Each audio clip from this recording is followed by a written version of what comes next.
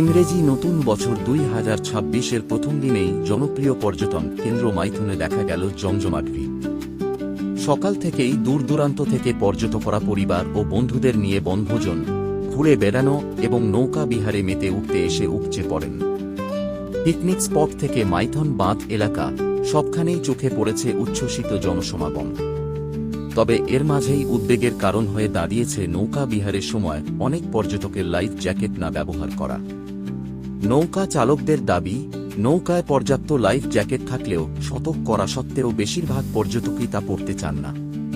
তাদের মতে, গত বছরের তুলনায় আজ সামান্য কম ভিড় হলেও অন্যান্য দিনগুলোতে পর্যাপ্ত পর্যটক আসছেন।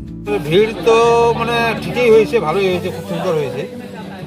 একটু আগের চেয়ে কম হয়েছে, একটু ভিড়টা কম।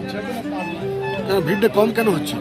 ভিড়টা কম হচ্ছে ভিড়ের দিনে একটু বাসওয়ালাকে ওই বিকেলে একটু তাড়াতাড়ি বের হয়ে যাচ্ছে না, প্রশাসন বের করে দিচ্ছে তাড়াতাড়ি, সেই জন্য একটু ভিড়টা কম হচ্ছে।